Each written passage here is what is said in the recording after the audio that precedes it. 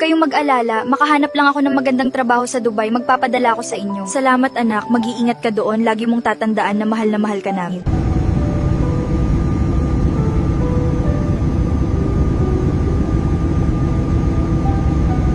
That will be 40 dirhams for your items today. You can just tap your card right here on the terminal when you are ready. Hey, are you free later? Let's get some dinner. I'd love to get to know you. Sorry Rashid, but I have work to do. Okay. But thanks for the invitation. I really do appreciate you asking me out to dinner. Maybe another time. Ate ha, wag mong kalimutan yung sapatos na pinabibili ko sa'yo. Uso kasi yun. Kaya please siguraduhin mong mabili mo para hindi ako mapag-iwanan sa uso. Oo, Kaloy, sige. Sa katapusan sa sahod ko, ibibili kita. Ipapadala ko na lang sa cargo na ipapadala ko. Huwag kang mag-alala. Siguradong may matatanggap ka sa susunod na buwan. Matatagal pa ang sahod, kaya kailangan ko munang magtipid dahil konti na lang ang natitirang budget ko para sa buong linggo na ito, kaya kailangan maging wais sa gastusin. Maria, kain tayo sa labas. Sama ka. Ay, next time na lang. Nagtitipid kasi ako ngayon.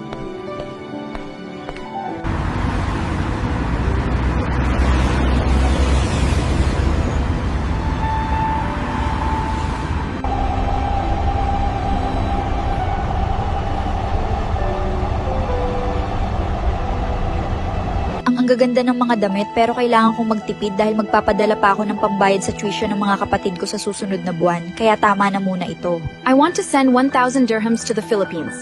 Okay, ma'am. I will process that transfer for you right now. Please wait just a moment.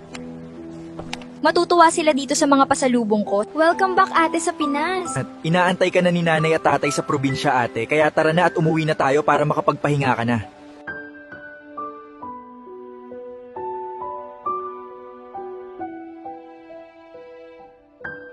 Ate, pwede ba akong makahiram ng pera? May paggagamitan kasi kami ni Mrs. Kaya susubukan ko sana manghiram muna. Hulugan ko na lang sa'yo ng paunti-unti hanggang sa mabayaran ko lahat.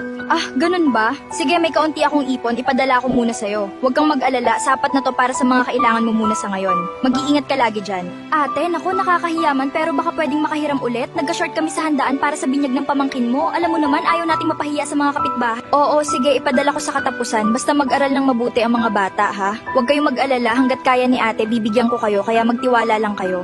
Para akong nahihilo, parang hindi ko na kaya, kailangan ko munang maupo saglit.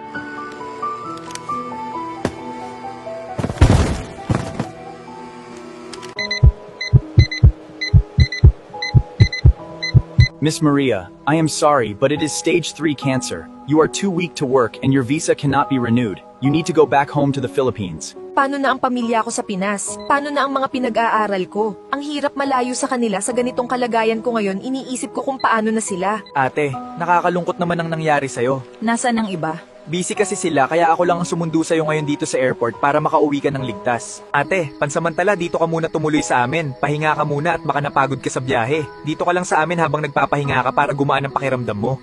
Ate Maria, galing sa doktor tong reseta mo. Bakit ganito kamahal ang mga gamot na to? 1,000, isang tabletas? Kulang pa ang sahod ko sa isang araw para dito. Pasensya ka na Raul, mahal talaga ang gamot. Wala akong perang pambili kasi wala akong ipon. Lahat na ipadala ko sa inyo, sana maintindihan mo ang sitwasyon ko ngayon. Oy Maricel, kunin mo naman si ate dito sa akin. 2 linggo na siya rito. Ang bigat na sa budget ng chemotherapy niya.